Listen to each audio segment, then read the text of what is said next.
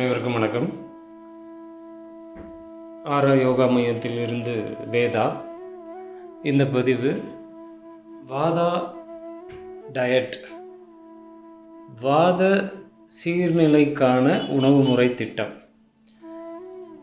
அதாவது மனிதர்களுக்குண்டான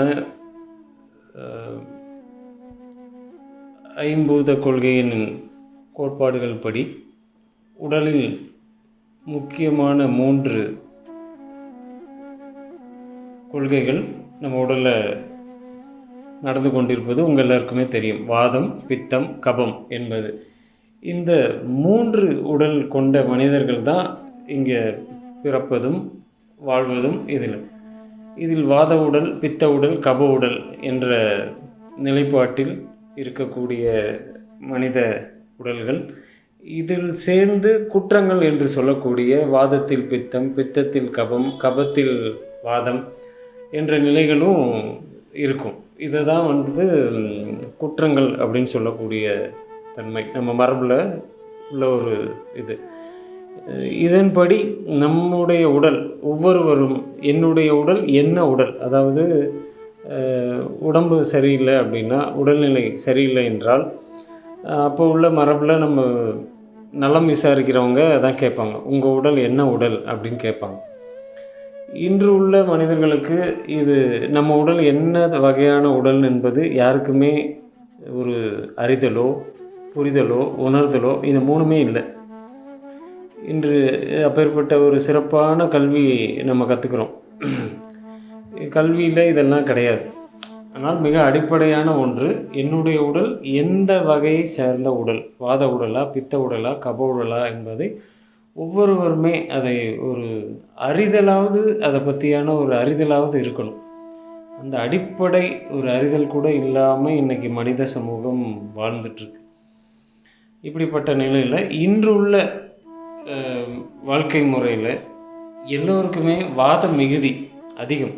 இன்று உள்ள வாழ்க்கை முறையினால் அனைவருக்குமே ஒரு 100ல் ஒரு 90 பேர் அப்படி சொல்லலாம், எல்லாருக்குமே வாத மிகுதியான உடல் தான். ஏன்னா இன்றைக்கி உடல் இயக்கம் என்பது மிக குறைவு. இன்று உள்ள சொகுசான வாழ்க்கை முறையில் உடல் இயக்கம் என்பது மிக குறைஞ்சி போச்சு, சொகுசான வாழ்க்கை. அதனால் உடல் இயக்கம் குறைந்ததால் உடலில் வெப்பம் மிக குறைவாக இருக்குது. எல்லோருடைய உடல்லையும் வெப்பம் குறைஞ்சதுனாவே அங்கே நீரும் காற்றும் அதிகமாகும். வெப்பம் சீர்நிலையில் இல்லை அப்படின்னும் போது அங்கு காற்று, நீர் இது 2ம் பெருக்கமடையும். அதாவது இங்கே 3மே ஒரு உடலில் வரணும், தங்கணும், செயலாற்றணும், பின்பு அது வெளியில் போகணும். இது வெளியில் போகாமல் தேங்கினா அதன் பேர் தான் இங்கே நோயாக சொல்லப்படுது. இதுதான் குற்றம் அப்படின்னு சொல்கிறது. இது சீர்நிலைக்கு வராததுக்கு காரணம் இங்கே உள்ள வாழ்வியல் முறையும் உணவு முறையும். வாழ்வியல் முறையில் முக்கியமாக வாத மிகுதிக்கு அடிப்படை காரணம் உடல் இயக்கம் இல்லாமை ஒன்று. இன்னொன்று, இன்றைக்கு உள்ள மலம் கழிக்கும் முறை. இந்த நகர வாழ்க்கையிலையோ, இன்றைக்கி எங்கள் நகரம் மட்டும் இல்லை, எல்லா ஊர்லேயுமே உங்கள் வீட்டில் பெருமைக்காக இந்த வெஸ்டர்ன் டாய்லெட் அப்படின்ற ஒரு கழிவு நீக்க கருவியை பொருத்தி பெருமைக்காக அதை வீடுகளில் பொருத்தி வச்சுருக்காங்க. அதில் உட்கார்ந்து மலம் கழிக்கும் போது இங்கே உடலில் உள்ள கழிவுகள் முழுமையாக வெளியேற மாட்டேங்குது. இதை பற்றியான ஒரு தனிப்பதிவே நம்ம யூடியூப் சேனலில் போடப்பட்டிருக்கு, தேங்கும் மலம் அப்படின்னு சொல்லி.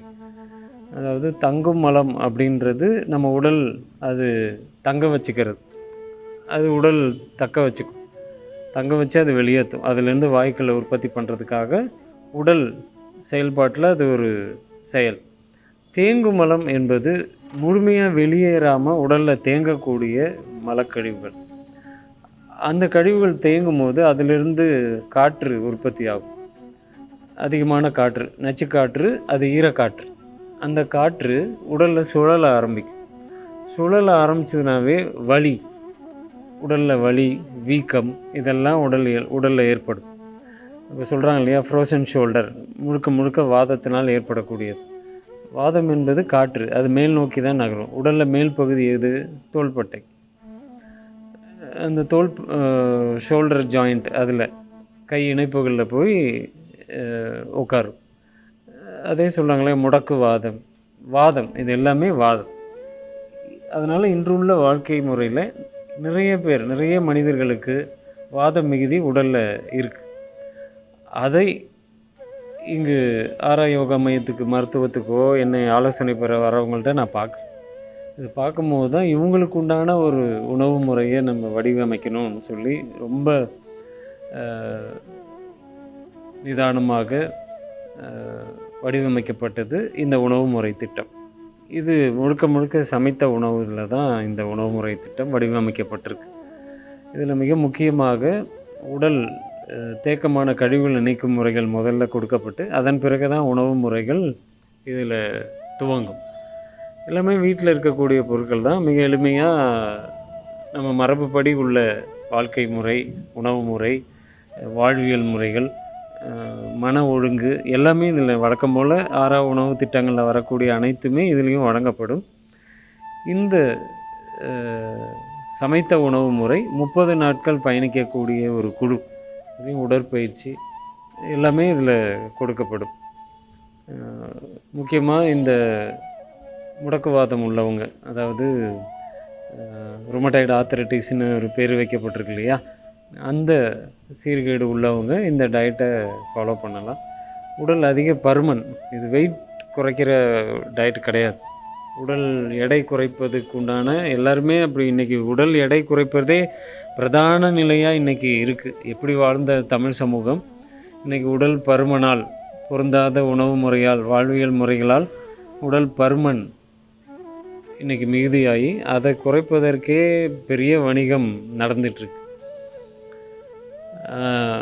அதுபோல் இந்த வாதம் மிகுதி, தன் உடல் என்ன உடல் அப்படின்றத ஒரு நபர் எப்படி தெரிஞ்சுக்கணும் அப்படின்னா, உடல் பருமன் அதிகமாக இருக்கவங்க எல்லாருமே வாத உடல் தான். பித்த உடல் எல்லாமே கொஞ்சம் மெலிந்த தேகம் இருக்கும்.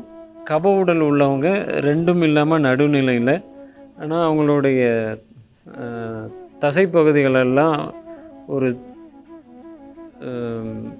கடினத்தன்மை இல்லாமல் நொழுன்னு இருக்குன்னு சொல்லுவாங்க இல்லையா, அதுபோல் இருப்பாங்க கப உடல்காரங்க.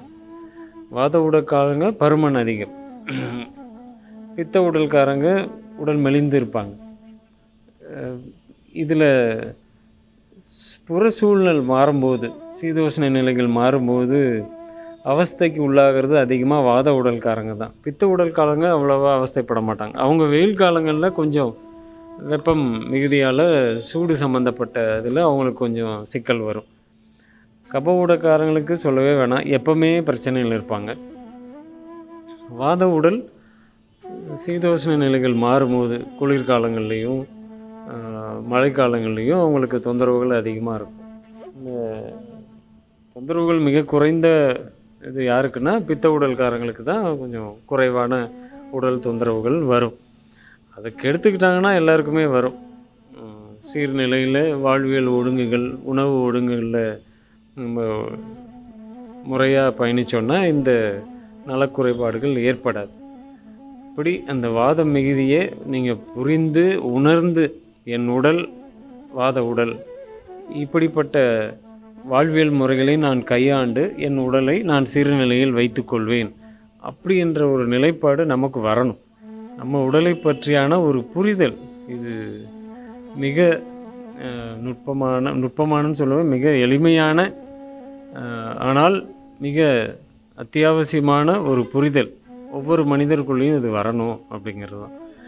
அதன் விருப்பத்தின் பெயரால் வடிவமைக்கப்பட்டு வழங்கப்படுகிறது இந்த வாத சீர்நிலை உணவு முறை திட்டம். வாதா டயட் என்று ஆங்கிலத்தில் பெயர் வைக்கப்பட்டிருக்கு. இந்த உணவு முறை விருப்பம் உள்ளவர்கள் இணைந்து பயணிக்கலாம். 30 நாட்கள் கொண்ட குழு, வாட்ஸ்அப் மூலியமாக இது வழங்கப்படும். நலம் பெறுவோம், வளம் பெறுவோம். வாழ்த்துக்கள்.